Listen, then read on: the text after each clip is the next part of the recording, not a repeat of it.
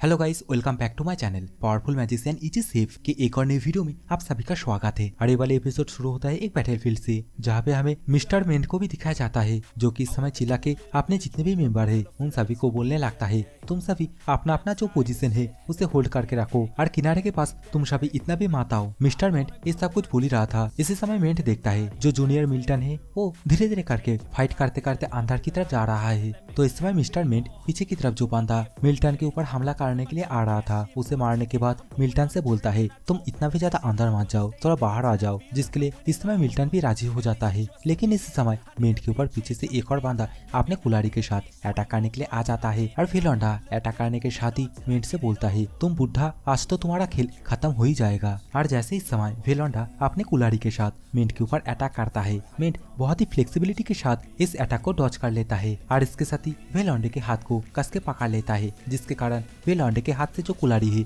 वो भी छूट जाता है। और इस समय जैसे वेलोंडे के हाथ से कुल्हाड़ी छूट जाता है, मिस्टर मेंट इसी मौके का फायदा उठा के बहुत ही फास्ट उसे छाती से पकड़ लेता है और इसके साथ ही पीछे की तरफ लेके जाने लगता है। मतलब इस समय मिस्टर मेंट वेलोंडे को नीचे की तरफ जो खाई है उसी खाई में फेंकने की कोशिश करने लगता है, जो कि देखने के बाद इस समय वेलोंडा भी मेंट से बोलता है हम तो जाएंगे सनम, लेकिन तुमको भी लेके जाएंगे। और ये बोलने के साथ ही वो मेंट को भी कस के पकड़ लेता है, जिसके कारण अभी आप लोग स्क्रीन पे देख ही सकते हो मिस्टर मेंट भी वेलोंडे के साथ अभी नीचे की तरफ खाई में गिर जाता है, जो कि देखने के बाद इस समय जो जूनियर मिल्टन है वो भी बहुत ही ज्यादा परेशान हो जाता है और परेशानी के मारे चिल्ला के बोलता है सीनियर। और मिल्टन का ये बोलते ही अभी हमें एक खाई कितना ज्यादा डीप है वो दिखाया जाता है और इसी सीन के साथ ये वाला सीन चेंज हो जाता है। अभी हमें किसी को लकड़ी के ऊपर कील ठोकते हुए दिखाया जाता है। इसके साथ ही हमें एक दरवाजे को दिखाया जाता है और इसी दरवाजे के ऊपर एक बोर्ड भी टंगा हुआ था और बोर्ड के ऊपर लिखा हुआ था आज के लिए हम इसे बंद करके रखे हैं। इसी वक्त हमें एलिशन एंड रूडिन को भी देखने के लिए मिलता है, जहाँ पे रूडिन एलिशन से पूछती है आखिरकार तुम आज के लिए रेस्टोरेंट को बंद करके क्यों रखे हो, जो कि सुनने के बाद इस समय एलिशन रूडिन से बोलता है पिछले दिन हमने चॉकलेट ड्रिंक की थी, लेकिन जो सबसे ज्यादा उदासी की बात है कि हम लोगों के पास कोई भी मिल्क नहीं है और मेरे पास बोतल में जो भी मिल्क है उसे मैं मीट मैरिनेट के टाइम पे यूज करता हूँ और इसलिए मैं एक ऐसा खेत बनाना चाहता हूँ जहाँ से मैं मिल्क कॉन्स्टेंटली सप्लाई ले पाऊँ। तो इस समय रूडिन एलिशन से बोलने लगती है लेकिन हम लोग के पास अभी कुछ भी नहीं है, तो अभी हम लोग को जीरो से स्टार्ट करना होगा और इसके साथ ही हम लोग को कुछ भैंसे भी चाहिए जो शायद से जंगलों में रिवर साइड में पाया जाता है। तो इसमें एलिशन रूडिन से बोलता है तो प्लीज तुम अभी अपना जो टेलीपोर्टेशन मैजिक है उसे यूज करने के साथ हम दोनों को नीचे जो वेरिएंट रिवर है जहाँ पे वो भैंसे पाया जाता है वहीं पे टेलीपोर्ट कर दो। जो कि सुनने के बाद इस समय रूडिन एलिशन से बोलती है लेकिन तुम्हें तो पता ही मैं ऐसे ही जो टेलीपोर्टेशन मैजिक है वो यूज नहीं कर सकती। बेसिकली जिस जगह पे मैं पहले कभी गया ही नहीं हूँ और लास्ट टाइम पे जो मैं टेलीपोर्टेशन मैजिक यूज की थी उस टाइम पे मैं गंध को फॉलो करते हुए अपना जो टेलीपोर्टेशन मैजिक है उसे यूज करी थी। और रूडिन के मुँह से ये बात सुनने के बाद एलिशन अपना भद्दी सी शकल बना लेता है और इसके साथ ही रूडिन से बोलता है मैं तुम्हें किस डायरेक्शन में जाना है और कितनी दूरी पे जाना है वो बताता हूँ, क्या तुम इसे फील करके एकदम सीधा वहीं पे लेके नहीं जा सकती हो। तो इस समय रूडिन अपने साड़ी के अंदर से कुछ ऑरा बाहर की तरफ निकालने के साथ कुछ मैजिक स्पेल कास्ट करने लगती है और इसके साथ ही एलिशन से बोलती है क्या तुम्हें पता नहीं है मेरी ये जो टेलीपोर्टेशन मैजिक है ये इस तरीके से काम नहीं करती है। और इस समय रूडिन की ये बोलते ही ये वाला सीन चेंज हो जाता है। हमें ऊपर से एक नदी किनारे छोटे छोटे कुछ आइलैंड दिखाया जाता है और इन सभी छोटे छोटे आइलैंड में से हमें एक आइलैंड में एक झुंड भैंसे भी देखने के लिए मिलता है। इस वक्त हमें 2-3 भैंसे को देखने के लिए मिलता है जो वही नदी किनारे पानी पीने के लिए आई थी। इसी समय हमें ऊपर की तरफ एलिशन एंड रूडिन को दिखाया जाता है जो कि टेलीपोर्ट होके एकदम आसमान में आ गया था और ऊपर से ही एलिशन नीचे की तरफ इतने सारे भैंसे को देखने के बाद बहुत ही ज्यादा खुश हो जाता है और खुशी के मारे बोलने लगता है हम लोग एकदम सही जगह पे आए हैं और यहाँ पे बहुत सारे भैंसे भी है। तो इस समय रूडिन एलिशन से बोलती है या लेकिन हम आसमान में इतनी ऊंचाई पे टेलीपोर्ट हो गए। जो कि सुनने के बाद इस समय एलिशन अपनी भद्दी सी शकल बनाते हुए बोलने लगता है जो मिट्टी है वो हम लोगों से बहुत ही ज्यादा नीचे है और जैसा कि एलिशन एंड रूडिन दोनों ही एकदम ऊंचे आसमान में टेलीपोर्ट हो गया था, इसी कारण अभी ये दोनों ऊपर से नीचे की तरफ गिरने लगता है। एंड इसी समय रूडिन एलिशन से बोलने लगती है हे जल्दी कुछ करो नहीं तो हम नीचे गिर जाएंगे। तो इस समय एलिशन रूडिन से बोलता है तुम एक ड्रैगन हो और ड्रैगन को कब से ऊंचाई से डर लगने लगा। लेकिन इस समय रूडिन एलिशन को कंधे से एकदम कस के पकड़ लेती है और चिल्ला के एलिशन से बोलने लगती है मैं मेरा जो पोलीमॉर्फ है उसे अभी तक रिलीज नहीं किया, तो अगर मैं नीचे गिर जाती हूँ तो मैं मारा भी जा सकती हूँ। तो इस समय एलिशन नीचे की तरफ कुछ फॉर्मेशन क्रिएट करते हुए रोरिन से बोलता है, तुम एक ड्रैगन हो और तुम अपना जो फुल बॉडी है और मेरा फुल बॉडी का कहने का मतलब तुम अपना जो ड्रैगन वाला फॉर्म है उसे इतना ज्यादा नापसंद क्यों करती हो। जो कि सुनने के बाद इस समय रोरिन बहुत ही ज्यादा सीरियस होते हुए अभी एलिसन से बोलती है, इसके बारे में जानने का तुम्हें कोई भी आवश्यक नहीं है। और इस समय एलिसन एंड रोरिन उसी फॉर्मेशन के माध्यम से धीरे धीरे करके नीचे की तरफ आ जाता है और नीचे की तरफ आते ही अभी रोरिन सामने पानी की तरफ देखते हुए एलिसन से बोलने लगती है, अरे देखो ये नदी कितना ज्यादा विशाल है। जो कि सुनने के बाद इस समय एलिसन रोरिन से बोलता है, अरे बुद्धू ये तो एक ओशन है। और इस समय एलिसन के मुंह से ओशन का नाम सुनते ही रोरिन बहुत ही ज्यादा सरप्राइज हो जाती है और सरप्राइज होते हुए एलिसन से बोलती है, हाँ ये एक ओशन है, तुम्हें क्या लगता है मैं कौन हूँ, मुझे सब कुछ पता है। जो कि सुनने के बाद इस समय एलिसन अपने मन में ही बोलता है, हाँ मुझे पता है ये रोरिन इस तरीके से बिहेवियर करेगी और मुझे जहाँ तक लगता है ये रोरिन अभी तक कभी भी ओशन को नहीं देखी है। और इस वक्त एलिसन ये सोचने के साथ ही अभी जंगलों के अंदर जाते हुए रोरिन से बोलने लगता है, हम लोग एक बार भैंसे को पकड़ने के बाद ओशन में जाएंगे थोड़ा मस्ती करने के लिए। जो कि सुनने के बाद इस समय रोरिन भी बहुत ही ज्यादा खुश हो जाती है। इस वक्त हमें सामने की तरफ कुछ भैंसे को दिखाया जाता है जहाँ पे एलिसन से रोरिन पूछ रही होती है, आखिरकार हम कितने सारे भैंसे को पकड़ के लेके जाएंगे। जिसके रिप्लाई में अभी एलिसन रोरिन से बोलता है, लगभग 10 के आसपास तो होगा ही। इस वक्त एलिसन एंड रोरिन इस तरीके से भैंसों के बारे में बात कर ही रहा था। इसी समय हमें एक भैंस को दिखाया जाता है जो कि इस वक्त एलिसन एंड रोरिन की तरफ पॉइंट करके गोंगराने लगता है, जोर जोर से सांस लेने लगता है एंड अपने पाँव को मिट्टी के ऊपर रगड़ने लगता है। मतलब साफ साफ बोलूं तो अभी अटैक मोड में आ जाता है। और इसी सीन के साथ ये वाला सीन चेंज हो जाता है। हमें इस वक्त रेस्टोरेंट का सीन दिखाया जाता है। इसी रेस्टोरेंट के बाहर इस वक्त हमें माचो मैन एंड वही बच्चे को देखने के लिए मिलता है जो कि इस वक्त भूख के मारे एकदम पूरी तरीके से एक नींबू की तरह निचोड़ गई थी। और जैसे इस वक्त कैमरा एंगल थोड़ा साइड में जाता है हमें तो यहाँ पे एलेना को भी देखने के लिए मिलता है। और इस समय एलेना की हालत भी इस तरीके से होकर रखा था और एलेना इस समय अपने पेट को पकड़ते हुए बोलने लगता है, पास्ता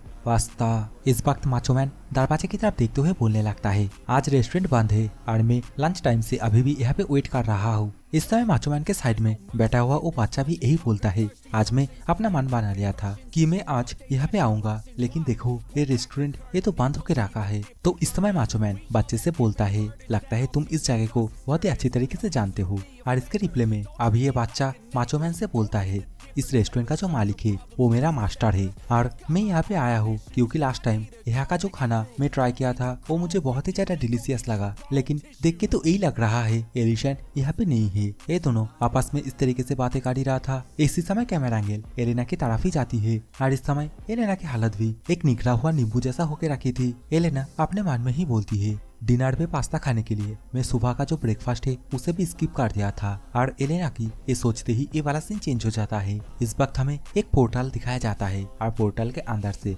रोरिन बाहर की तरफ आती है। रोरिन इस समय एलिसन से बोलने लगती है, सच में समुद्र का पानी का जो स्वाद है एकदम नमकीन जैसा, उसे मैं अभी भी फील कर पा रही हूँ। और इसके साथ ही वो एक बहुत ही ज्यादा कूल सिचुएशन था। तो इस समय एलिसन रोरिन से बोलने लगता है, हाँ ओशन हमेशा से ऐसा ही होता है और इसमें बहुत ही ज्यादा फन भी है। इस वक्त हमें तो पोर्टल के अंदर से बहुत सारे भैंसों को भी बाहर की तरफ आते हुए दिखाया जाता है। अभी एलिसन बोलने लगता है, किसको पता था ये जो जंगली भैंसे है ये इतना ज्यादा शांत स्वभाव का होगा। और एलिसन का ये बात सुनने के बाद अभी रोरिन एलिसन से बोलती है, इस काम के लिए तुम्हें जो ड्रैगन माइंड मैनिपुलेटिंग मैजिक है उसे थैंक यू बोलना होगा। जो कि सुनने के बाद इस समय एलिसन बोलता है, हाँ मुझे पता है और इन सभी भैंसों के लिए मैं जो घेरा बनाया हूँ शायद से वो इन लोगों के लिए काफी होना चाहिए। इस वक्त एलिसन ये बोलने के साथ ही जैसे रेस्टोरेंट में आता है अपने रेस्टोरेंट को दोबारा से ओपन करने के लिए, एलिसन इस वक्त सामने की तरफ इन सभी को इस तरीके से मतलब इस हालत में पड़ा हुआ देख के बहुत ही ज्यादा सरप्राइज हो जाता है। इसी समय माचो मैन का नजर भी एलिसन के ऊपर जाता है और माचो मैन इस समय भूख के मारे कपकपाते हुए आवाज में एलिसन से बोलता है, तो तुम वापस आ गए। इस वक्त तो एलिसन इन सभी का एक कंडीशन देखने के बाद और इसके साथ ही इन सभी को खाने के लिए इतनी देर तक वेट करते हुए देख के अपने सिर पे हाथ रखते हुए बोलता है, तुम सभी तब से अभी तक मेरे लिए वेट कर रहे हो। और एलिसन का ये बात सुनने के बाद सामने से सभी लोग बस एक ही बात बोलता है, हम लोग को जल्दी से कुछ खाना दे दो। और इसी के साथ ही ये वाला सीन चेंज हो जाता है। हमें कुछ देर बाद माचो मैन को ठूस ठूस के अपना मुंह भर भर के खाते हुए दिखाया जाता है। इस समय माचो मैन के सामने एक ही टेबल पे वही बच्चा और उसके साथ ही एलेना को भी खाते हुए दिखाया जाता है, जहाँ पे माचो मैन अभी खाना को खाते हुए हंसते हुए चिल्ला के बोलने लगता है, मैं दोबारा से अपने आप को जिंदा महसूस कर रहा हूँ। और इस वक्त एलिसन साइड में से बहुत ही ज्यादा परेशान होते हुए इन सभी से पूछने लगता है क्या होता अगर मैं आज वापस ही नहीं आता तो। और इस वक्त एलिशन का ये बात सुनने के बाद माचो मैन अभी एलिशन से अपना भाती से शकल बनाते हुए बोलने लगता है अगर ऐसा ही होता तो तुम अपने रेस्टोरेंट के बाहर हम तीनों का कबाड़ पाते। और जैसे ही इन सभी का खाना खाना खत्म हो जाता है, इन सभी का जो भी प्लेट है उन सभी प्लेटों को रोरिन को साफ करते हुए दिखाया जाती है। इस वक्त माचो मैन एलिसन से पूछने लगता है आखिरकार तुम सभी किधर गए थे, जिसके रिप्ले में एलिसन माचो मैन से बोलता है कुछ जंगली भैंसों को पकड़ने के लिए थोड़ा बाहर गया था। तो इससे माचो मैन एलिसन से दोबारा से बोलता है हाँ, और इसलिए तो तुम्हारे रेस्टोरेंट के बाहर मतलब पीछे की साइड में इतना बड़ा एक घेरा बना के रखे हो। एलिसन भी बोलता है हाँ, उसे मैंने किया है क्योंकि मुझे मिल्क प्रोड्यूस करना है। जो कि सुनने के बाद इस वक्त माचो मैन एलिसन से बोलता है आखिरकार तुम इसे कैसे करोगे। बेसिकली तुम जब ज्यादा बिजी हो जाओगे तो तुम्हें किसी का हेल्प तो चाहिए ही होगा। जिसके रिप्ले में अभी एलिशन माचो मैन से बोलता है मैं पहले भी इसके बारे में सोचा हूँ, जहाँ पे मैं यहाँ पे कुछ नए बंदे को काम करने के लिए हायर भी करूंगा जो हमेशा से इन सभी फैसलों के ऊपर अपना नजर बना के रखे। और इन सभी कामों के लिए मुझे एक इंटरव्यू ऑर्गेनाइजेशन करना होगा क्योंकि मैं ऐसे ही किसी को भी इस काम के लिए नहीं रख सकता।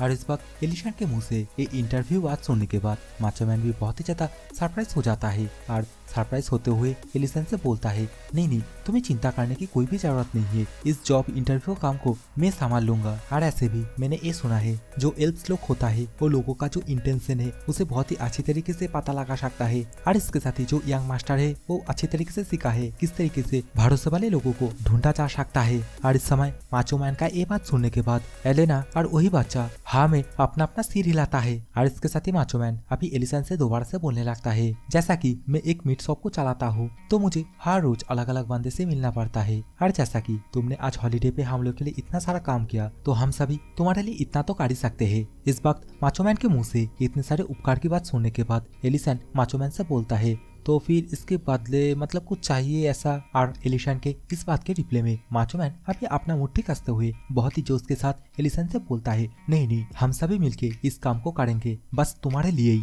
और हम सभी तुम्हारे लिए एक ऐसे बंदे को ढूंढेंगे जो तुम्हारे लिए बहुत ही ज्यादा यूजफुल हो। और माचो मैन का ये बोलते ही ये वाला सीन चेंज हो जाता है। हमें एक नोटिस बोर्ड दिखाया जाता है जहाँ पे लिखा हुआ था मिस्टर एल के रेस्टोरेंट में भैंसे को देखने के लिए बंदे का जरूरत है। और इस वक्त इस नोटिस को देखने के बाद एलिशन के रेस्टोरेंट के बाहर बहुत सारे लोग इंटरव्यू के लिए लाइन से खड़ा हो जाता है। इस वक्त हमें रेस्टोरेंट के अंदर एलिशन एंड रोरिन को एक जगह पे खड़ा हुआ दिखाया जाता है जहाँ पे रोरिन एलिसन से बोल रही होती है ये जो जॉब इंटरव्यू है ये क्या काम करने के लिए किसी अच्छे सबऑर्डिनेट को ढूंढने के लिए है। जो कि सुनने के बाद एलिसन अभी रिप्ले में बोलता है हाँ, ये बहुत ही ज्यादा सिमिलर है। इस वक्त तो हमें माचो मैन एलेना और वही बच्चे को एक टेबल लगा के बैठा हुआ दिखाया जाता है। देख के तो ये लग रहा था मानो कि जैसे यूपीएससी का इंटरव्यू होने वाला है। इसी समय माचो मैन चिल्लाते हुए बोलता है जो पहला बंदा है वो जल्दी से अंदर आ जाओ। और इस वक्त जैसे एक बंदा दरवाजा खोल के अंदर की तरफ आके सभी से हेलो बोलता है तभी माचो मैन चिल्ला के उसे बोलता है तुम फेल हो गए क्योंकि तुम्हारे अंदर थोड़ा सा भी जोश नहीं है,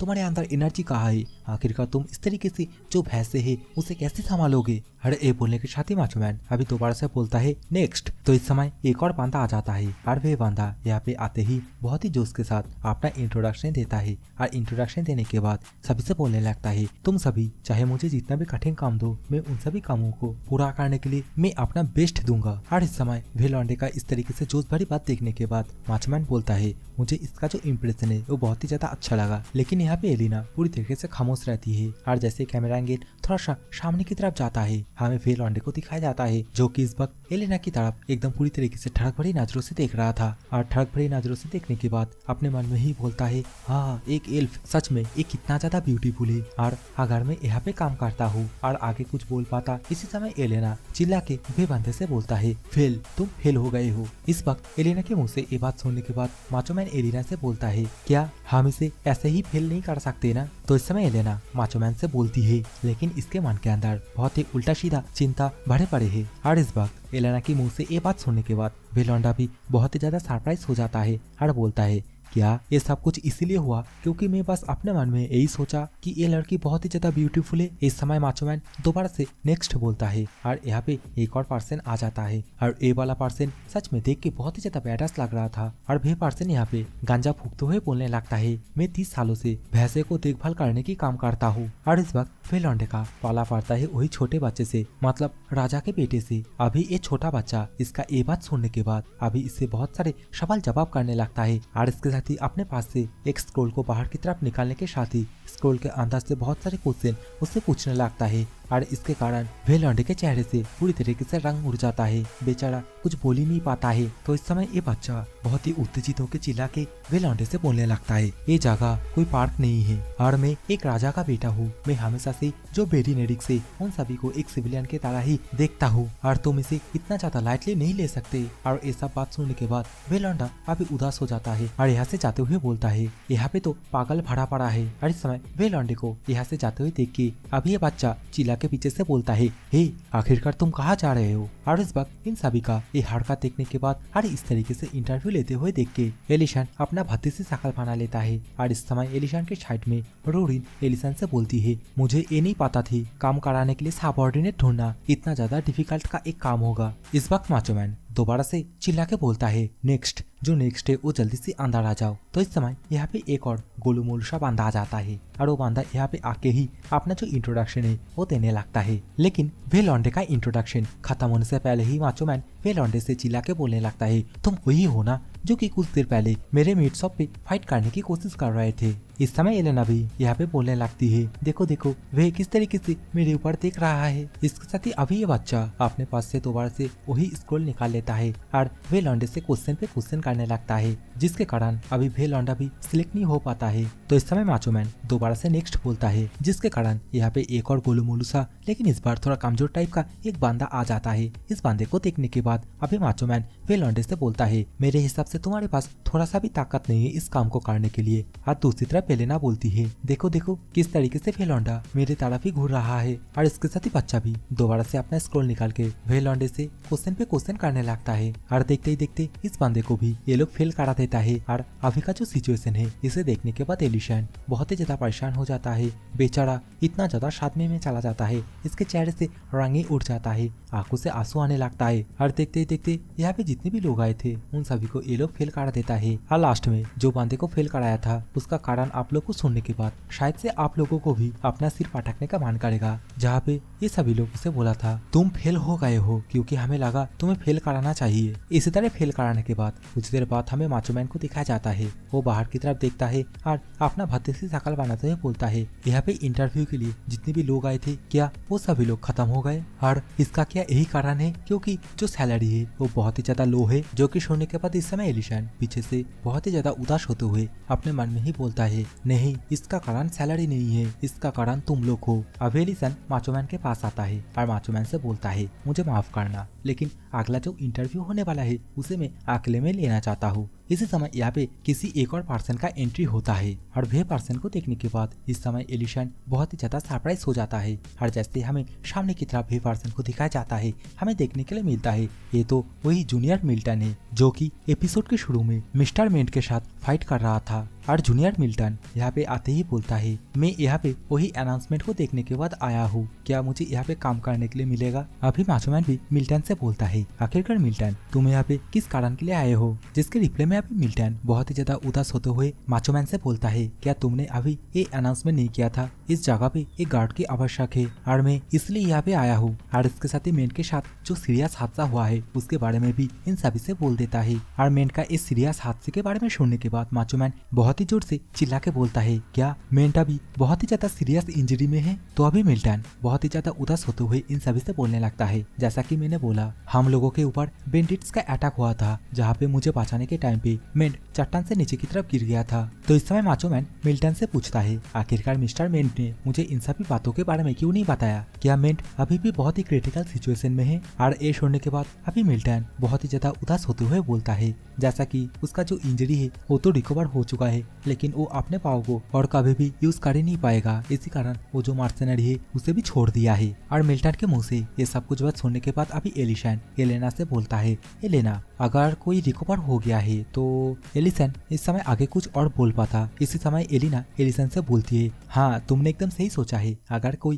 पहले से रिकवर हो गया है तो उसमें मैं कुछ कर ही नहीं सकती हूँ, लेकिन मैं फिर भी उसे एक बार देखना चाहती हूँ। इस समय यहाँ पे इतना ज्यादा इंटेंस बातें चल ही रहा था। इसी समय यहाँ पे रोरिन आके मिल्टन से पूछती है, वहाँ पे तो बस मिस्टर मेंटी इंजर्ड हुआ था, लेकिन तुम तो सही सलामत हो, फिर भी तुम यहाँ पे काम करने के लिए क्यों आए हो? और इस वक्त रोरिन की ये बात सुनने के बाद एलिसन रोरिन को चुप होने के लिए बोलता है और बोलता है, पहले से वो बहुत ही ज्यादा परेशानी में है, तो तुम इस तरीके से बातें मत करो। अभी एलिसन के पास से थोड़ा झाड़ मिलने के बाद रोरिन थोड़ा उदास हो जाती है और मिल्टन से बोलती है, मैं तो बस थोड़ा क्यूरियस हूँ, तुम्हें देखने के बाद मुझे यही लग रही है तुम भी मर्सनरी गिल्ड को छोड़ चुकी हो और आखिरकार तुम मिस्टर मेंट को फॉलो करने के लिए तुम अपने जॉब को भी छोड़ दिए हो और तुम अभी यहाँ पे काम करना चाहती हो। सच में ये बहुत ही ज्यादा स्ट्रेंज है। तो इस समय मिल्टन बोलती है, मैं तो बस कुछ ऐसा काम ढूंढना चाहती हूँ जिससे कि फ्यूचर में मिस्टर मेंट भी कर पाए, और मेरा बोलने का मतलब जिस काम को हम दोनों ही एक साथ कर पाए। और इस समय ये बात सुनने के बाद एलिना बहुत ही ज्यादा सरप्राइज हो जाती है और दूसरी तरफ मिल्टन इस बात को बोलने के बाद बहुत ही ज्यादा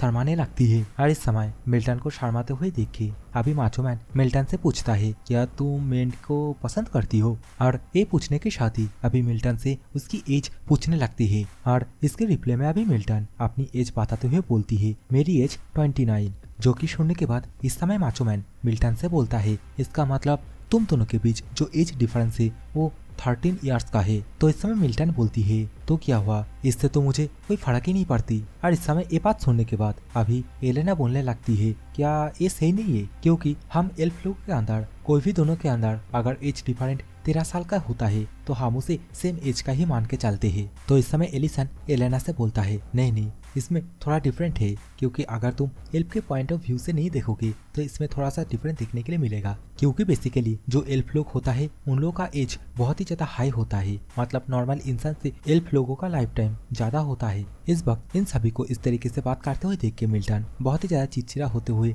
इन सभी से बोलने लगती है, मैं मेरा माइंड सेट कर लिया हूँ और मैं जो मर्सनरी ग्रुप है उसे भी छोड़ दूंगी, और अगर मुझे यहाँ पे काम नहीं मिलता तो मैं बाहर जाके कहीं और पे काम ढूंढ लूंगी। और इस वक्त मिल्टन के मुंह से ये बात सुनने के बाद रोरिन बहुत ही ज्यादा खुश हो जाती है और बोलती है, बहुत ही बढ़िया, मुझे तुम्हारी ये डिटर्मिनेशन बहुत ही ज्यादा पसंद आई, और ये भी सही है, ये जो एज है इसमें कोई इशू नहीं है, तुम एक्सेप्ट हो गए, तुम इस काम में एक्सेप्ट हो गए। और इस समय रोरिन की ये उत्तेजित भाव देखने के बाद एलिसन भी बहुत ही ज्यादा सरप्राइज हो जाता है, लेकिन एलिसन कुछ बोलता नहीं है। और दूसरी तरफ मिल्टन वो ये बात सुनने के बाद और भी ज्यादा खुश हो जाती है और इस काम को करने देने के लिए थैंक यू बोलने लगती है। तो इस समय एलिसन मेंट से बोलने लगता है, मैं बहुत ही ज्यादा ग्रेटफुल हूँ कि mister meant and junior Milton दोनों ही यहाँ पे काम करेगी, लेकिन अभी मुझे एक बात जानना है, क्या तुमने इस बात को मिस्टर मेंट के सामने रखा है? तो इसके रिप्लाई में अभी मिल्टन बोलती है, नहीं, इसके बारे में मैं मिस्टर मेंट से अभी तक कुछ भी नहीं बोली, लेकिन मैंने ये सोचा है मैं मिस्टर मेंट को एक साथ काम करने के लिए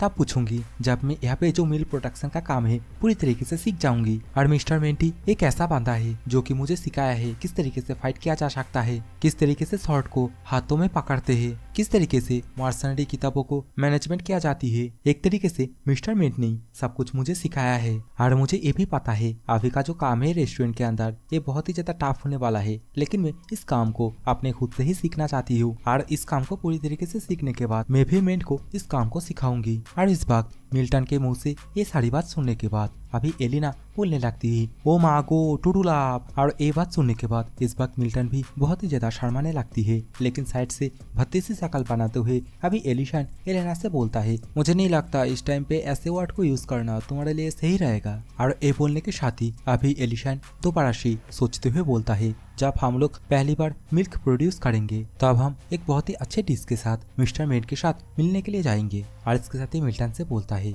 मैं तुम्हारे साथ काम करने के लिए बहुत ही ज्यादा तत्पर हूँ। और ये बात सुनने के बाद अभी मिल्टन भी बहुत ही ज्यादा खुश हो जाती है और बोलने लगती है, हाँ मुझे भी तुम लोगों के साथ काम करने में बहुत ही ज्यादा खुशी मिलेगी। और मिल्टन की ये बोलते ही ये वाला सीन चेंज हो जाता है। हमें इस वक्त नेक्स्ट डे का सीन दिखाया जाता है जहाँ पे बाहर की तरफ मिल्टन अच्छी सी लकड़ी के ऊपर किल ठोकरा होता है। इसी समय मिल्टन पीछे से एलिशन को मैनेजर बोल के पुकारती है। तो इस वक्त एलिशन मिल्टन को बोलता है, लेकिन इस काम में अभी तुम ही मैनेजर हो। जो कि सुनने के बाद मिल्टन अभी बहुत ही फुर्ती के साथ चिल्ला के बोलती है, ऑफ कोर्स, और इसके साथ ही तुम मेरे एम्प्लॉय हो, तो मुझे बताओ आखिरकार मुझे क्या करना चाहिए। तो इस समय एलिशन मिल्टन से बोलता है, क्या तुम यहाँ पे जितने भी भैंसे हैं उन सभी को बाहर चढ़ने के लिए ये जो घेराव है इससे बाहर की तरफ लेके जा सकती हो। और ये सुनने के बाद अभी मिल्टन भी बोलती है, हाँ मैं समझ गई। और ये बोलने के साथ ही अभी मिल्टन धीरे धीरे करके भैंसों के पास जाने लगती है और जाते ही भैंसों को सहलाने लगती है और बोलती है, बहुत ही अच्छे बहुत ही अच्छे। और अपने मन में ही सोचते हुए बोलती है, मुझे नहीं पता ये किस तरीके का मैजिक है, लेकिन ये जो भैंसे है लगता है ये बहुत ही ज्यादा पालतू है, तो मुझे नहीं लगता इस काम में किसी भी तरीके का डिफिकल्टी आएगी। अभी मिल्टन अपने मन में ये सब कुछ सोच ही रही थी, तभी ये भैंस थोड़ा सा अपना सिर हिलाता है या फिर कुछ करता है, जिसके कारण अभी मिल्टन नीचे की तरफ धड़ाम से गिर जाती है। अभी मिल्टन अपने आप को संभालते हुए बोलता है, ऐसे कामों में कोई भी मजा नहीं है जिस काम में तुम पहली बार में सक्सेस हो जाओ। और ये बोलने के साथ ही अभी मिल्टन दोबारा से उठ खड़ा हो जाती है। इसके साथ ही भैंस को गले से पकड़ लेती है और बाहर की तरफ लेके जाने की कोशिश करने लगती है और बोलती है, बाहर की तरफ बहुत ही ज्यादा डिलीशियस घास है। लेकिन इस समय मिल्टन की इतना कोशिश करने के बावजूद ये जो भैंसे है एकदम भी टस से मस नहीं होती।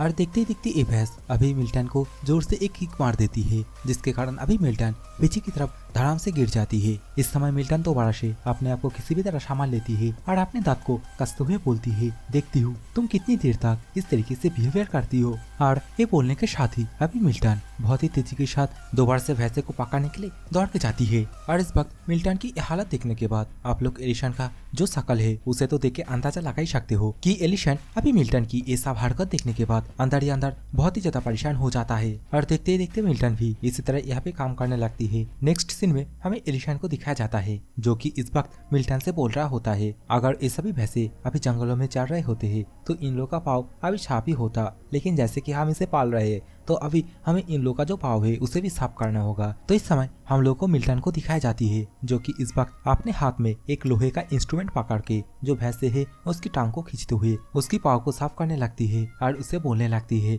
मैं तुम्हारे भले के लिए ऐसा कुछ कर रही हूँ तो तुम थोड़ा सा शांत रहो। लेकिन वो भैंसे कहाँ रुकने वाली है, सीधा यहाँ से दौड़ के चली जाती है। अभी हमें नेक्स्ट डे का सीन दिखाया जाता है, जहाँ पे एलिशन बोल रहा होता है, हम लोगों को बात की तैयारी के लिए घास बनाना शुरू करना होगा और इसके साथ ही समय समय पे उसे पलटना भी होगा ताकि उसके अंदर नमी जमा ना हो। इसी समय हमें मिल्टन को भी दिखाई जाती है, जो इस वक्त बहुत सारे चारे को एक जगह पे कलेक्ट करने लगती है। इसी समय हमें 2-3 भैंसे को उसी चारे के ऊपर अपनी नजर कराते हुए दिखाई जाती है, जो कि देखने के बाद इस वक्त मिल्टन इन भैंसों से बोलने लगती है, तुम सभी इस तरफ ही क्यों देख रही हो, चार पास देखो, चार पास बहुत सारे फ्रेश घास है। लेकिन ये भैंसे कहाँ रुकने वाली है, वो सीधा यहाँ पे जाके मिल्टन को एक जोर से लात मार के यहाँ से सीधा उड़ा देती है। और देखते देखते इसी तरह कुछ दिन बीत जाता है। इस वक्त हमें एक बहुत ही ब्यूटीफुल शाम का सीन दिखाया जाता है और इसी समय मिल्टन काम करने की वजह से पूरी तरीके से थक के एक जगह पे बैठ जाती है और बोलती है, मुझे अभी ऐसी फील हो रही है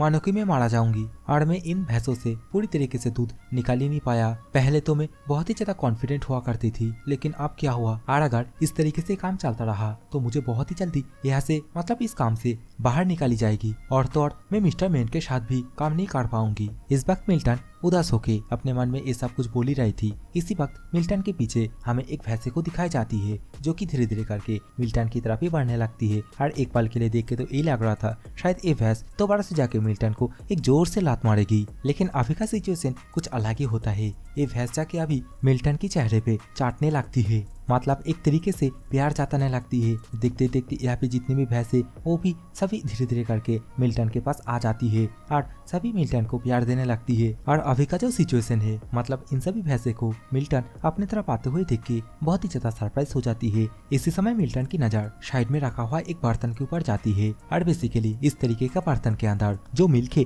उसे स्टोर किया जाता है। और इसी बर्तन को दिखाने के साथ ये वाला सीन चेंज हो जाता है। अभी हमें एलिसन को बर्तन साफ करते हुए दिखाई दिखाया जाता है, मतलब जो प्लेट है उसे साफ करते हुए दिखाया जाता है। और इसी समय पीछे से मिल्टन आ जाती है और मिल्टन के हाथ पे वही बर्तन, मतलब इस वक्त मिल्टन बर्तन के अंदर बहुत सारे मिल्क को निकाल के लेके आई होती है। और इस समय एलिशन भी बर्तन के अंदर मिल्क को देखने के बाद बहुत ही ज्यादा सरप्राइज हो जाता है और अपने मन में ही सोचते हुए बोलने लगता है, मुझे ये नहीं लगा था ये इतना जल्दी इस काम को कर पाएगी, और मैं तो ये प्रेडिक्ट किया था एटलीस्ट एक और हफ्ता लगेगा इसे इस काम को संभालने के लिए। और अभी ये सोचने के बाद एलिशन बर्तन को, मतलब दूध को यहाँ से साइड में करते हुए मिल्टन से बोलने लगता है, तुमने बहुत ही ज्यादा हार्ड वर्किंग की है, तो क्या हम वो चीज बनाना शुरू कर दे? और हाँ, वहाँ पे साफ कपड़ा पड़ा हुआ है, तुम जल्दी से जाके चेंज कर लो। लेकिन इस समय मिल्टन एलिसन से पूछने लगती है, आखिरकार हम लोग क्या बनाने वाले हैं? तो इसके रिप्ले में अभी मिल्टन बर्तन को सामने की तरफ करते हुए बोलने लगता है, हम एक बहुत ही ज्यादा स्पेशल डिश बनाने वाले हैं मिस्टर मेंट के लिए, और ये जो डिश है इसका नाम होने वाला है पिज्जा, और इसके अंदर बहुत सारे चीज भी होने वाला है। और ये बोलने के साथ ही अभी एलिशन बर्तन के अंदर मिल्क को रखते हुए और बर्तन के बाहर अपना जो फायर पावर है उसे एक्टिवेट करते हुए बोलने लगता है, सबसे पहले 30 मिनट तक एकदम लो फ्लेम में इसे पकाना होगा, और अगर इस काम में मिल्क के अंदर थोड़ा सा भी बॉयल आ गया तो ये पूरा का पूरा मिल्क ही खराब हो जाएगा। और इसी तरह जैसे ही 30 मिनट हो जाएगा उसके बाद जो फ्लेम है उसे और थोड़ा कम करना होगा, और जो मिल्क है उसके अंदर विनेगर को ऐड करना होगा। लेकिन इस काम के लिए रिनेट नाम का एक एंजाइम सबसे ज्यादा बढ़िया है, लेकिन फिलहाल के लिए मेरे पास वो नहीं है। और इस वक्त एलिशन जैसे मिल्क के अंदर विनेगर डालता है, कुछ देर बाद मिल्क के अंदर जो दही है वो अलग हो जाता है। और ये चीज देखने के बाद इस वक्त एलिशन चाय से चाय पत्ते को अलग करने वाला जो बर्तन होता है, बेसिकली जिसके नीचे जाली जैसा कुछ लगा हुआ होता है, उस इंस्ट्रूमेंट के माध्यम से जो दही है उसे अलग कर लेता है। और इस वक्त ये सीन देखने के बाद मिल्टन भी बहुत ही ज्यादा सरप्राइज हो जाती है, बेचारी इस तरीके का कोई खाना भी बनता है वो तो आज ये पहली बार देख रही है। इस वक्त मिल्टन अपने हाथों से वो अलग किया हुआ चीज को पकड़ के स्ट्रेच करने लगता है, और स्ट्रेच करने के बाद ये गोल गोल चीज में बदल जाता है। इस समय एक गोल गोल चीज को देखने के बाद एलिशन से मिल्टन पूछने लगती है, क्या ये जो गोल गोल चीजें हैं क्या इसे ही चीज कहा जाता है? पहले ये किस तरीके का था लेकिन अभी ये किस तरीके का हो गया, लिटरली ये बहुत ही ज्यादा डिफरेंट बन गया। तो इस समय एलिशन बोलता है, हाँ हाँ, तुम्हें अभी भी बहुत सारे अलग अलग चीजें देखने के लिए मिलेगी, और अभी हम ब्रेड के ऊपर ये चीज डाल के पकाएंगे। और ये बोलने के साथ ही अभी एलिशन फ्रिज में से कुछ माल मटेरियल निकालने के साथ मिल्टन से बोलने लगता है, सुई का रोकती के लिए एक विशेष उपहार की आवश्यकता होती है, क्या मैं सही हूँ? और एलिशन के मुंह से ये बात सुनने के बाद इस समय मिल्टन बहुत ही ज्यादा सरप्राइज हो जाती है, क्योंकि सुई का रोकती का मतलब आप तो समझ ही सकते होंगे। मिल्टन जब मिस्टर मेंट से बोलेगी टूडू लैब के बारे में, तब मिस्टर मेंट को भी इस बात को स्वीकार करना ही तो होगा ना। और इस समय मिल्टन भी इस बात को अपने मन में सोचने के बाद बहुत ही ज्यादा शर्माने लगती है। अभी एलिसन रोटी बेलते हुए मिल्टन से बोलता है, तुम मेरा यकीन मानो, इस वक्त तुम मुझे जिस तरीके का 1% देख रही हो, मैं पहले इस तरीके का बिल्कुल भी 1% नहीं था। जब मैं पहले बाहर घूमने के लिए जाता था तब लड़कियां मेरी ऊपर लाइन मारती थी। तो ये बात सुनने के बाद इस समय मिल्टन बहुत ही ज्यादा शर्माते हुए बोलने लगती है, इसका मतलब तुम्हें तो बहुत सारे डेटिंग का एक्सपीरियंस तो होगा ही। और इस बात के रिप्ले में अभी एलिशन अपनी भतीजी शक्ल बनाते हुए बोलता है, बिल्कुल नहीं। एलिशन के मुंह से ना आंसर सुनने के बाद मिल्टन भी अपनी भतीजी शक्ल बनाने के साथ एलिशन की तरफ घूरते हुए एलिशन को ही देखने लगती है। अभी एलिशन जो रोटी है उसके ऊपर थोड़ा चटनी डालते हुए और चटनी को अच्छी तरीके से रोटी के ऊपर महकाते हुए बोलने लगता है, लेकिन मुझे एक बात पता है कि ईमानदारी हमेशा से आगे बढ़ती है, क्योंकि मिल्टन ईमानदारी के अंदर तुम ना अपना सब कुछ डाल देते हो। अभी मिल्टन एलिसन के मुंह से ये सभी बात सुनने के बाद बहुत ही ज्यादा सरप्राइज होते हुए और चटनी मखा हुआ रोटी को देखने के साथ बोलने लगती है, मेरी ईमानदारी जिसे कि मेट हमेशा से याद रख पाए। अभी मिल्टन की ये बोलते ही ये वाला सीन चेंज हो जाता है। अभी हमें रात का सीन दिखाया जाता है। अभी एक दरवाजे को कोई आके नॉक करने लगता है और दरवाजे को खोलते हुए इस वक्त मेट बाहर की तरफ आता है, और अभी मेट बाहर की तरफ आते ही सामने की तरफ कुछ ऐसा देखता है जिसके कारण अभी मेट बहुत ही ज्यादा सरप्राइज हो जाता है। इस वक्त हमें सामने की तरफ मतलब दरवाजे के बाहर एलिशन, माचोमैन और इसके साथ ही एलेना को भी देखने के लिए मिलती है। और इन सभी को इस वक्त यहाँ पे आते हुए देख के मेंट इन सभी से बोलने लगता है, आखिरकार इस जगह के बारे में तुम लोगों को कैसे पता चला? और देखते देखते ये सभी अभी धीरे धीरे करके अंदर की तरफ जाने लगता है। हमें तो यहाँ पे मिल्टन को भी देखने के लिए मिलती है, जो इस वक्त अपने साथ वही बनाया हुआ पिज्जा को लेके आई होती है। एलिशन अभी घर के अंदर घुसते ही मिस्टर मेंट से पूछने लगता है, लास्ट मिशन के दौरान तुम बहुत ही ज्यादा जख्मी हो गए थे, क्या मैं सही हूँ? लेकिन लेकिन इस समय मिस्टर मेंट बोलता है, मैं बहुत ही ज्यादा शर्मिंदा फील कर रहा हूँ। तुम सभी आज के रात को सेलिब्रेशन करने के लिए प्रिपेयर भी हो गए हो। मिस्टर मेंट अभी ये सब कुछ बोल ही रहा था, तभी माचो मैन बहुत ही गुस्से के साथ मेंट से बोलने लगता है, तुम्हारे साथ इतना सब कुछ हादसा हो गया, लेकिन फिर भी तुम इसके बारे में हम लोगों को बताया क्यों नहीं। जो कि सुनने के बाद अभी मेंट बहुत ही ज्यादा परेशान होते हुए बोलने लगता है, मैंने ये सोच के रखा था मैं तुम लोग को कुछ देर बाद इसके बारे में बताऊंगा। इसी समय एलिशन मिस्टर मेंट को एलेना की परिचय देने लगता है, बोलता है ये मिस एलेना है और ये एक क्लिनिक चलाती है। जो कि सुनने के बाद इस वक्त मिस्टर मेंट बहुत ही ज्यादा सरप्राइज होते हुए बोलता है, हाँ वही द फेमस वन। लेकिन अभी मिस्टर मेंट इन सभी से पूछने लगता है, लेकिन तुम सभी एक बात बताओ, आखिरकार तुम लोगों को कैसे पता चला मेरे इंजरी के बारे में? सिर्फ और सिर्फ मार्सेनरी ग्रुप के लोगों के अलावा इसके बारे में किसी और को पता ही नहीं है। मेंट ये सब कुछ इन लोगों से पूछ ही रहा था, तभी यहाँ पे दरवाजा खोल के मिल्टन आ जाती है और मिल्टन यहाँ पे आते ही मिस्टर मेंट से बोलती है, मिस्टर मेंट अभी तुम कैसा फील कर रहे हो? लेकिन इस समय मिस्टर मेंट मिल्टन को यहाँ पे देखते ही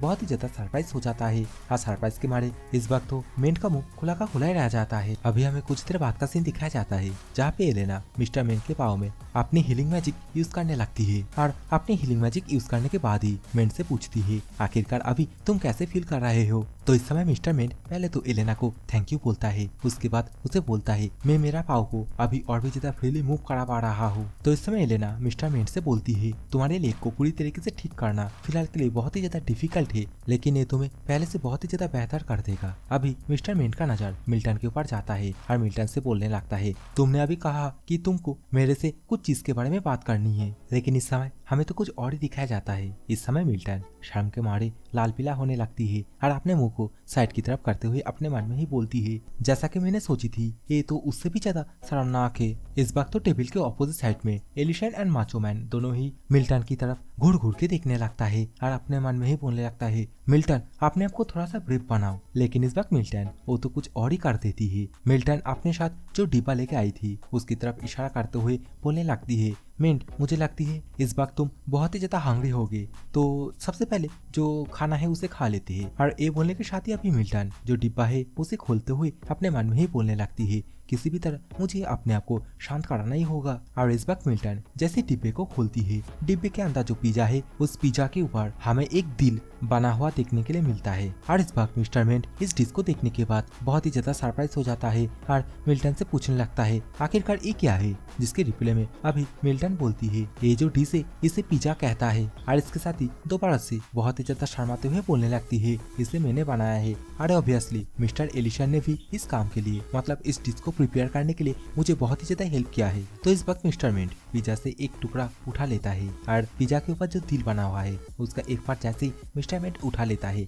वैसे ही मिल्टन की हालत आप लोग तो देख ही सकते हो, बहुत ही ज्यादा खुश हो जाती है और बोलती है, मेरा दिल। अभी एलिसन भी मिस्टर मेंट से बोलने लगता है, इसके अंदर जो चीज है वो भी बहुत ही अच्छी तरीके से गला है। और इस समय मिस्टर मेंट भी ये देखने के बाद बोलता है, हाँ इसके अंदर तो चीज है और मैं अभी तक तो यही सोचता था चीज बहुत ही ज्यादा घटिया और गंदा है जो कि मार्केट में एक कोने में बेचा जाता है। और ये बोलने के साथ ही अभी मिस्टर मेंट जैसे एक बाइट लेता है, अभी पिज्जा के स्वाद के कारण बहुत ही ज्यादा खुश हो जाता है और बोलता है, सच में ये बहुत ही ज्यादा डिलीशियस है, तुम सभी भी इसे ट्राई करो। इसी पल हम लोग को मिल्टन को भी दिखाई जाती है जो कि अभी पिज्जा खाते हुए अपने मन में ही बोलती है, खाने के माध्यम से अपने फीलिंग को शेयर करना अभी के लिए ये तो फेल हो गया है। और देखते देखते ये जो पिज्जा का डिब्बा है पूरी तरीके से खाली हो जाता है। इस वक्त इस पिज्जा को खाने के बाद मिंट मिल्टन से बोलने लगता है, मिल्टन मुझे नहीं पता था तुम इस तरीके का डिलीशियस फूड भी बना सकती हो। अभी मिल्टन अपने पास जितना बचा कुचा ताकत है उसे जुगाड़ करके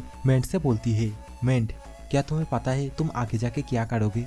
इसके रिप्लाई में अभी मिंट बोलता है, हाँ मैं इसके बारे में धीरे धीरे करके सोचूंगा। तो इस समय मिल्टन मिस्टर मिंट से बोलती है, क्या तुम मिस्टर एलिशन के वहाँ काम करना पसंद करोगे? जो कि सुनने के बाद अभी मिंट भी बहुत ही ज्यादा सरप्राइज हो जाता है और बोलता है, क्या मिस्टर एलिशन के वहाँ? और इस वक्त एलिशन से मिंट पूछने लगता है इस काम के बारे में। तो अभी एलिशन हंसते हुए मिंट से बोलता है, नहीं ये एक रिसेंट डेवलपमेंट है, लेकिन मैं बहुत ही ज्यादा खुश हो जाऊंगा अगर तुम इस काम में अपने आप को नियोग करोगे तो। और ये बात सुनने के बाद इस समय मिस्टर मिंट भी बहुत ही ज्यादा सरप्राइज हो जाता है और सरप्राइज होते हुए मिल्टन से पूछने लगता है, क्या मिल्टन तुम भी वहाँ पे काम करती हो? और जो मार्सेनरी का काम है उसका क्या हुआ? क्या तुमने उसे छोड़ दिया? तो इस समय मिल्टन अपने मुंह को पीछे की तरफ घुमाते हुए मिस्टर मिंट से बोलती है, हाँ मैंने उसे क्विट कर दिया। तो इस समय मिंट मिल्टन से इसका कारण पूछने लगता है, जिसके रिप्लाई में अभी मिल्टन मिंट से ये बोलती है क्योंकि अभी से मैं हमेशा से तुम्हारे साथ काम करना चाहती हूँ। और मिल्टन के मुंह से ये बात सुनने के बाद इस समय मिंट बहुत ही ज्यादा सरप्राइज हो जाता है।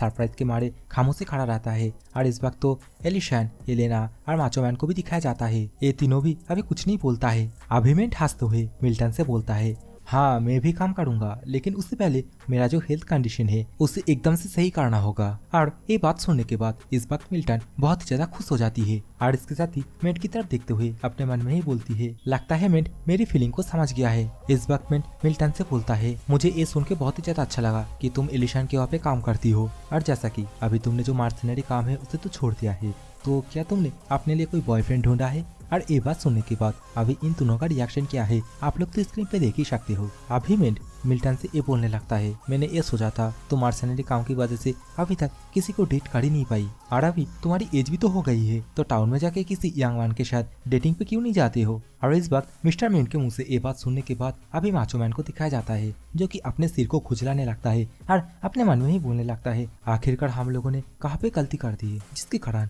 इस वक्त ये सब कुछ हो रहा है। अभी मिस्टर मिंट दोबारा से खुश होते हुए इस बार एलिशन से बोलने लगता है, मुझे एलिशन के ऊपर अभी भरोसा करना होगा, तो मुझे एक बात बताओ, आखिरकार मुझे कब और क्या काम करना होगा? इसके रिप्लाई में अभी एलिशन अपने भद्दे से शकल बनाते हुए बोलता है, पहले तुम अपना जो कंडीशन है उसे तो ठीक कर लो, उसके बाद तुम काम पे आओगे। और मिस्टर मिंट से ये बोलने के बाद अभी एलिशन अपने मन में ही थोड़ा उदास होते हुए मिल्टन से बोलता है, मिल्टन मुझे माफ करना, आज मुझे ये सीख मिला जो सिंसियरिटी है वो हमेशा काम नहीं करती है। और एलिशन का ये बोलते ही ये वाला सीन चेंज हो जाता है। अभी हमें इन सभी को घर के बाहर आते हुए दिखाया जाता है, जहाँ पे एलिशन मिल्टन से ये बोलता है, मिल्टन तुम अपना दिल मत तोड़ो, जब तुम दोनों एक साथ काम करोगे शायद तब।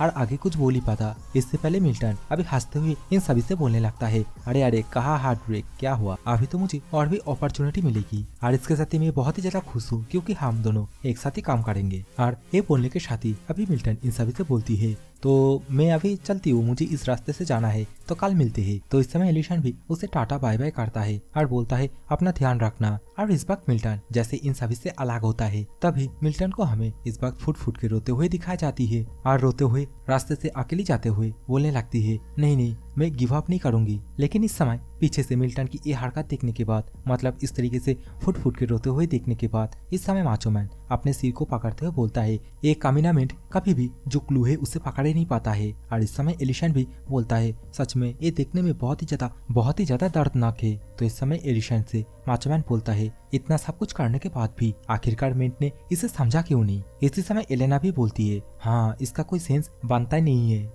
और मेरे हिसाब से मिस्टर मिंट ने मिल्टन का जो फीलिंग है उसे समझा है। और इस बात को सुनने के बाद अभी एलिशन भी अपना सिर हाँ में हिलाता है। और इसी सीन के साथ ये वाला सीन चेंज हो जाता है। इस वक्त हमें मिस्टर मिंट को दिखाया जाता है, जो कि अभी भी चेयर के ऊपर बैठा हुआ है। और मिंट को देखने के बाद ऐसा लग रहा है मानो कि मिल्टन को ये सब कुछ बात बोलने के बाद उसे भी बहुत ही ज्यादा उदासी फील हो रहा है। अभी तो मिंट अपने मन में ही बोलता है, आखिरकार मुझे अब क्या करना चाहिए? और इस समय मिस्टर मिंट का ये बोलते ही ये वाला सीन दोबारा से चेंज हो जाता है। इस वक्त हमें ग्रेक सिटी का सीन दिखाया जाता है। रास्ते में चारों ओर खुशियों का माहौल देख के ऐसा लग रहा है मानो कि यहाँ पे कोई एक वीआईपी पर्सन एंट्री किया है। और जैसे हमारा कैमरा एंगल थोड़ा सामने की तरफ जाता है, हमें घोड़े के ऊपर इस बार एक बांदे को दिखाया जाता है। और ये जो बांदा है ये होता है क्राउन प्रिंस। अभी ये क्राउन प्रिंस चार पास देखते हुए बोलता है, सच में चाहे तुम यहाँ पे किसी भी टाइम पे आ जाओ, हमेशा से यहाँ पे एक शांति का माहौल छाया हुआ होता है। सच में ये बहुत ही ज्यादा अनइम्प्रेसिव है। इसी बात हमें रास्ते पे दो लड़की को दिखाई जाती है, जो दोनों अभी क्राउन प्रिंस की तरफ देखते हुए आपस में बोल रही होती है, देखो ये जो क्राउन प्रिंस है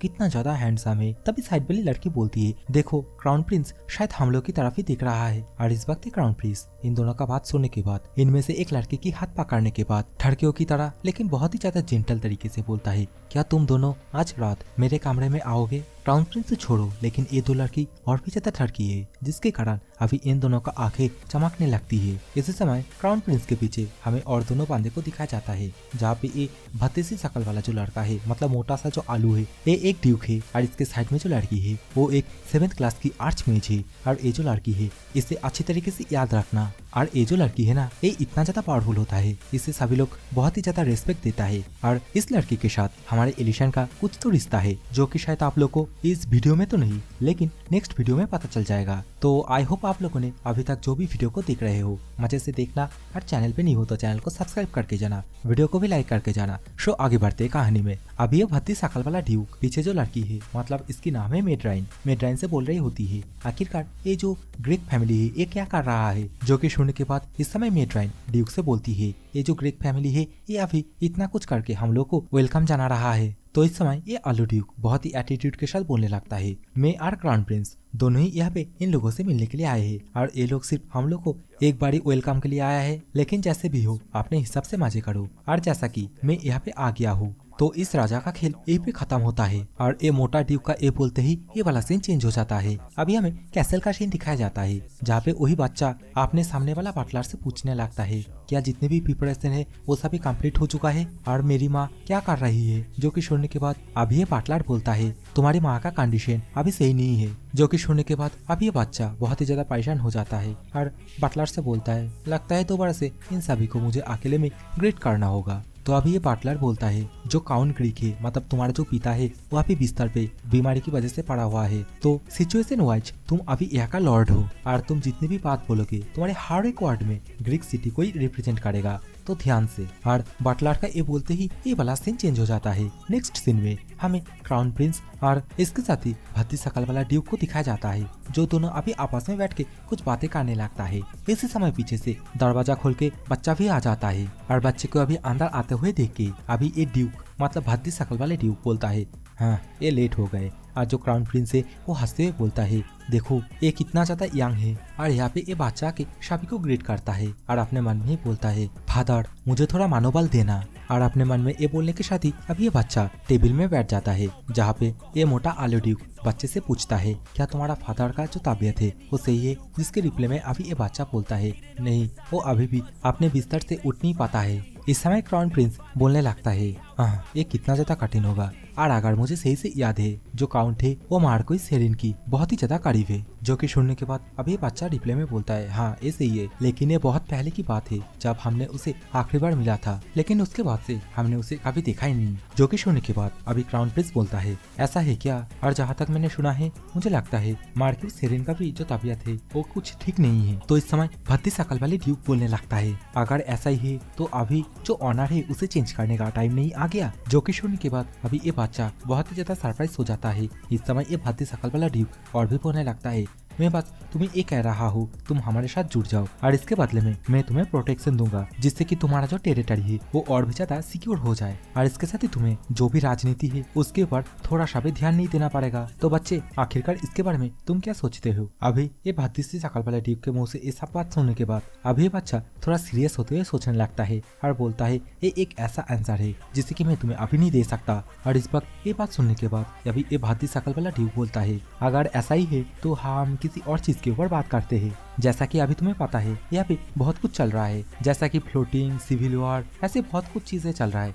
और इस समय जो टैक्स है उसे इंक्रीज करने की बात सुनने के बाद ये बच्चे का पैर तले जमीन मानो की खिसक जाता है, और इसके साथ ही भद्दी सी शकल वाले ड्यूक से पूछता है क्या ये ऑफिशियली कैपिटल से प्लान होके आया है। और ये बात सुनने के बाद अभी भद्दी सी शकल वाला बंदा बच्चे से बोलता है इस चीज से तुम्हें क्या फर्क पड़ता है, तुम्हें तो बस अपना जो टेरिटरी है उसे ही देखना है। अगर तुम मेरा पहला वाला ऑफर एक्सेप्ट कर लेते तो अभी बात कुछ और ही होता, और अभी तुम इतना ज्यादा खामोश क्यों हो, क्या ये आंसर देने में तुम्हें बहुत ही ज्यादा कष्ट हो रहा है। और ये बोलने के साथ ही अभी भद्दी शकल वाला ड्यूक बच्चे को अपना आंसर जल्दी देने के लिए फोर्स करने लगता है, और इसके साथ ही बच्चे से बहुत ही गुस्से के साथ बोलता है तुम कुछ ना करो ये कोई ओपिनियन नहीं है। तो अभी बच्चा भी जोश से चिल्ला के इन सभी से बोलता है मैं तुम सभी के लिए एक डिनर पार्टी अरेंज किया हूँ और मैं वही पे तुम लोगों को इस बात का आंसर दूंगा। और इस वक्त बच्चे के मुंह से अचानक से डिनर पार्टी सुनने के बाद अभी एक क्राउन प्रिंस बहुत ही ज्यादा खुश हो जाता है, और इस पूरे मानोहा में मैं अभी तक जितनी भी चैप्टर रीडिंग किया हूँ ये क्राउन प्रिंस हर बात पे बस खुशी हो जाता है सिवाय एलिशन के बात के अलावा। खैर वो तो आप लोग को आगे ही पता चलेगा किस तरीके से क्राउन प्रिंस को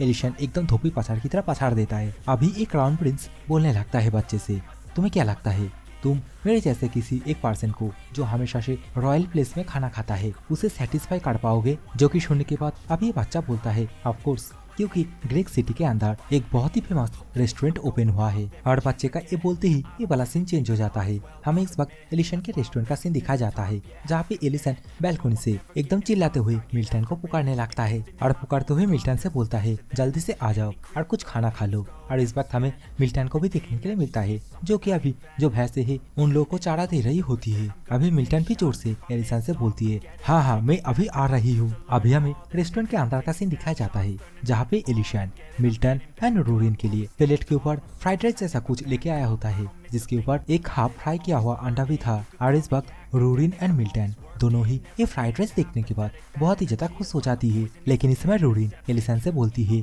लेकिन मेरे पास जो फ्राइड राइस है वो मिल्टन से बहुत ही ज्यादा कम है, आखिरकार ऐसा क्यों? तो इस समय एलिसन बोलता है अरे अरे मैंने और भी बनाया है तो जल्दी से खाओ और भी मिलेगा। एलिसन इस समय ये सब कुछ बोल ही रहा था, तभी यहाँ पे कोई आके दरवाजे को जोर से लात मार के अंदर की तरफ आता है। और जैसे भी बंदे को दिखाया जाता है हमें पता चलता है ये तो एक नाइट है। और इस समय एलिशन अपने रेस्टोरेंट के अंदर एक नाइट को देखने के बाद बहुत ही ज्यादा सरप्राइज हो जाता है और नाइट से पूछता है आखिरकार तुम कौन हो। लेकिन इस समय ये नाइट अपने पास से जो स्वॉर्ड है उसे अपने माइंड से बाहर की तरफ निकालने लगता है और एलिशन की तरफ आते हुए एलिशन से पूछने लगता है क्या तुम इस रेस्टोरेंट का ऑनर हो? जिसके रिप्लाई में अभी एलिशन बोलता है हाँ मैं इस रेस्टोरेंट का मालिक हूँ और क्या तुम अपना जो स्वॉर्ड है उसे अपने माइंड के अंदर वापस से रख सकते हो? और इस वक्त एलिशन के मुंह से ये बात सुनने के बाद ये नाइट भी बहुत ही ज्यादा गुस्सा हो जाता है और एलिशन से बोलने लगता है आखिरकार तुम होते कौन हो जो मुझे ऑर्डर दे, और क्या तुम्हें नहीं दिख रहा है हम कौन है? जो कि सुनने के बाद इस समय एलिशन बोलता है हाँ मुझे पता है तुम लोग एम्पायर के अंदर बेस्ट नाइट ग्रुप हो। और ये बात सुनने के बाद इस समय हमें पीछे की तरफ खाना खाते हुए रोरिन एंड मिल्टन को भी दिखाया जाता है, जहाँ पे रोरिन बहुत ही ज्यादा गुस्सा हो रही होती है और दूसरी तरफ मिल्टन वो बहुत ही ज्यादा सरप्राइज हो गई होती है क्योंकि इस जगह पे आखिरकार नाइट क्या कर रहा है। अभी रोरिन खाते हुए पीछे से चिल्ला के कुछ बोलने लगती है, तभी एलिसन रोरिन से बोलता है तुम चिंता मत करो तुम खाना खाओ मैं इन लोगों को हैंडल कर लूंगा। एलिसन ये सब कुछ बोल ही रहा था, तभी ये नाइट अपने शॉट को एलिशन के कांधे पे रख देता है। तो इस समय एलिशन नाइट से बोलता है मैं तुम्हें एक और बार बोल रहा हूँ क्या तुम अपना जो शॉट है उसे अपने पास रख सकते हो, क्योंकि यहाँ पे और भी कस्टमर है। और एलिशन के मुंह से ये बात सुनने के बाद अभी ये नाइट बहुत ही एटीट्यूड के साथ एलिसन से बोलता है लगता है तुम अपना जो पोजीशन है उसे नहीं जानते हो, तुम अपने घुटनों पे आ जाओ और हम लोगों से माफी मांगो, नहीं तो शायद से ये तुम्हारे लिए आखिरी दिन होगा। और नाइट के मुंह से ये बात सुनने के बाद अभी एलिशन और भी ज्यादा गुस्सा हो जाता है। इस समय एलिशन उन लोगों से बोलता है गुस्से के मारे मैं तुम लोगों को एक फाइनल वार्निंग दे रहा हूँ, जल्दी से मेरे रेस्टोरेंट से बाहर चले जाओ। और ये बोलते टाइम इस समय एलिशन को अपने उंगली में कुछ अटैक तैयार करते हुए दिखाया जाता है। और इस समय एलिशन को इस तरीके से बातें करते हुए देख के ये नाइट और भी ज्यादा गुस्सा हो जाता है और एलिशन का सिर धड़ से अलग करने के लिए अपने शॉट को चलाने ही वाला था, तभी पीछे से कोई चिल्ला के बोलता है वहीं पे रुक जाओ तुम बुद्धू, आखिरकार तुम क्या कर रहे हो? तुम्हें किसने कहा ये सब कुछ करने के लिए? और ये बात जिसने कहा है ये इन सभी नाइट का वाइस कमांडर होता है। और इस समय हमें एलिशन को भी दिखाया जाता है, जो कि ये आवाज सुनने के बाद बहुत ही ज्यादा शॉक हो जाता है और इसके साथ ही अपना जो अटैक है उसे भी बंद कर देता है। इसी समय हम लोगों को नाइट का जो वाइस कमांडर है उसे भी दिखाया जाता है, जो कि पसीना पसीना हो रहा था क्योंकि इसे असली में पता है आखिरकार ये जो एलिशन है इसका असली पावर क्या है। और ये जो नाइट है इसका नाम होता है डेरिएंट। अभी डेरिएंट अपना हेलमेट को उतारते हुए एलिशन से बोलता है बहुत दिन हो गए तुमसे मिले हुए एलिशन। और डेरिएंट का ये बोलते ही ये वाला सीन चेंज हो जाता है। हम लोगों को कुछ देर बाद का सीन दिखाया जाता है, जहाँ पे रेस्टोरेंट के बाहर जितने भी नाइट है उन सभी को डेरिएंट ने अभी बाहर ही अपना अपना हाथ ऊपर की तरफ करके सभी को घुटनों पे बैठा के रखा था। और अभी उसके नाइट ने मतलब डेरिएंट के नाइट ने एलिशन के साथ किस तरीके से बिहेवियर किया उसके लिए डेरिएंट एलिशन से माफी मांगने लगता है। और इसी के साथ ही ये वाला एपिसोड ये भी खत्म होता है। और नेक्स्ट एपिसोड में हम देखेंगे किस तरीके से एलिशन क्राउन प्रिंस को एकदम पूरी तरीके से बेइज्जती करेगा और जो 7th क्लास की फीमेल मैजिशियन है वो भी एलिशन से कितना ज्यादा डरती है वो भी आप लोग को देखने के लिए मिलेगा। सो आई होप आप लोग नेक्स्ट एपिसोड के लिए और भी ज्यादा उत्सुक होंगे। So take care, bye bye, love you all.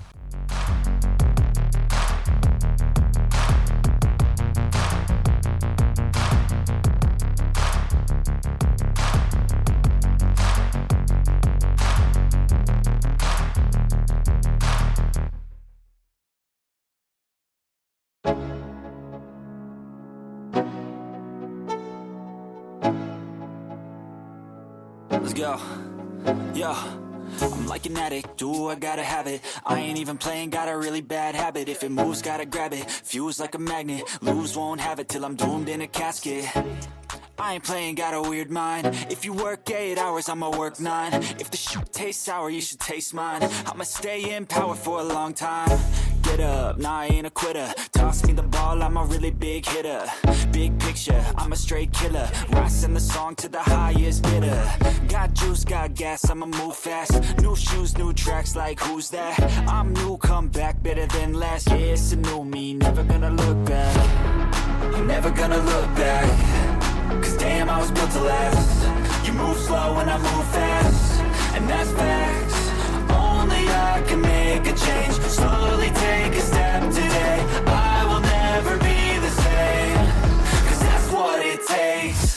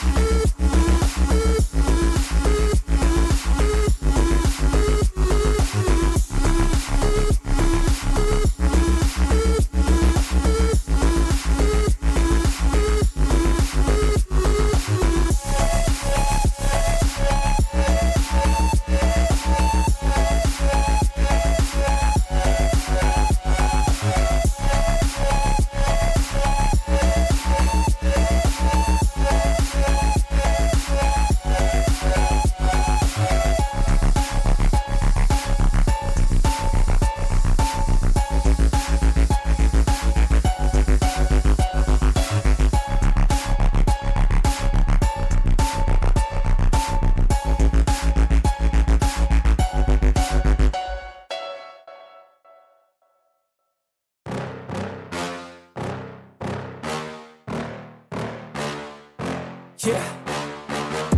Please tell me that I can't, that I won't, that I fail, that I'll never make it out, yeah. Please tell me all the bad, never good, fill my head full of every single doubt, yeah. Please say any negative thoughts, I pop off when I hear people say I cannot. I get off to the thought of proving everyone wrong, I won't stop to the top, so you better back off and get lost. I'ma stay loud, stay proud, never running out, never heading south. I'll be spreading out, call it word of mouth, can't put me down, I'll be getting loud. You can have your doubts, not what I'm about, have your cloud, it be raining now. I keep making sound, go another round, I'm legend bound, can't stop me now.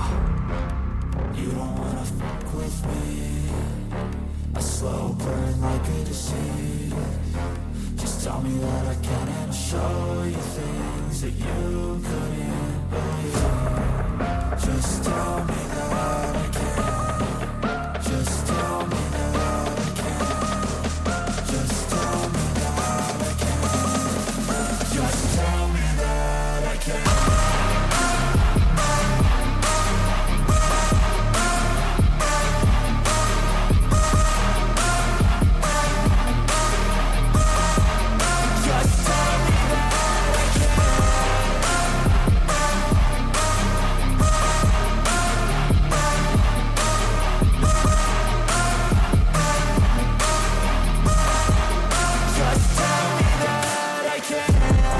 Anything negative, cause I just wanna hear it out your mouth, yeah.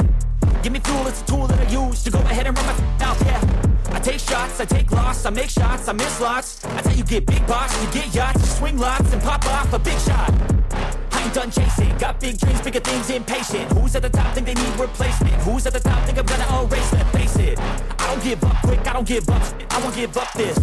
Cause I know that I want it, know that I'm on it, I'll make it, I promise. You don't wanna fuck with me, a slow burn like a disease. Just tell me that I can and I'll show you things that you couldn't believe. Just tell me that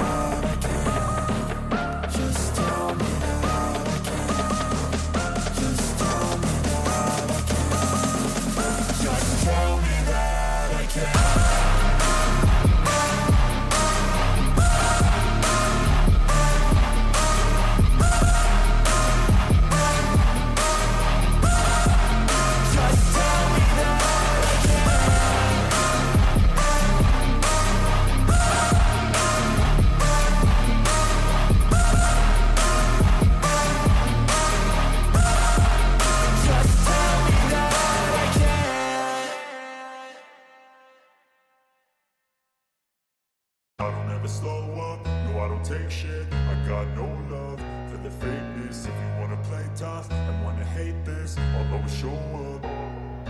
I don't ever slow up, no I don't take shit. I got no love for the fakeness. If you wanna play tough and wanna hate this, I'll always show up and make a statement. I don't ever slow up, no I don't take shit. I got no love for the fakeness. If you wanna play tough and wanna hate this, I'll always show up and make a statement. Everything I do so instinctive and so passionate. Every word I move so descriptive like an adjective. I got a vendetta against people who patented being negative when you should be getting after it. I got facts over tracks, this and that. Spitting slow, spitting fast. I could roast, I could gas. Think I'm okay at last, but I don't know if that can erase all the past. And the pettiness, a reflection of the emptiness. Hilarious, you think you're worth my time, you're delirious. Mysterious, because you hide behind a fake exterior. Inferior, you know I'll always be a bit superior. Get off of me, this ain't no humble brag. I want you to hear words, you can say them back. I want you to feel free from the chains at last, and to believe in what you got, it was built to last, yeah. Now that I've been put through hell, I never got anyone's help. I had to do it all myself. I don't ever slow up, no I don't take shit. I got no love for the fakeness. If you wanna play tough and wanna hate this, I'll always show up and make a statement. I don't ever slow up, no I don't take shit. I got no love for the fakeness. If you wanna play tough and wanna hate this, I'll always show up and make a statement. Gonna learn the consequence of being incompetent. Mental health is confidence, dreams and some honestness. I'm not here to save the day, that's for you to take away. I could play a million mind games, but instead I say something not illogical, something that is topical. Rub it on and watch it go, make yourself unstoppable. Dreams are irresponsible, but they're always possible. If you just believe, you could be so remarkable. Thoughts in my head, a collage and they spread. I'll be great one day, going off of my meds. No, I'm not giving up, no, I'm not giving in. I will make it to the top, taking off in the wind. I gotta make it, I'm saving every day to taste it. I'm patient, but my mind, it can hardly take it. I'm chasing a dream that I've had for several ages. A vacant, modern kingdom for the taking. Now that I've been put through hell, I never got anyone's help. I had to do it all myself. I don't ever slow up, no I don't take shit. I got no love for the fakeness. If you wanna play tough and wanna hate this, I'll always show up and make a statement. I don't ever slow up, no I don't take shit. I got no love for the fakeness. If you wanna play tough and wanna hate this, I'll always show up and make a statement. I don't ever slow up, no I don't take shit. I got no love for the fakeness. If you wanna play tough and wanna hate this, I'll always show up.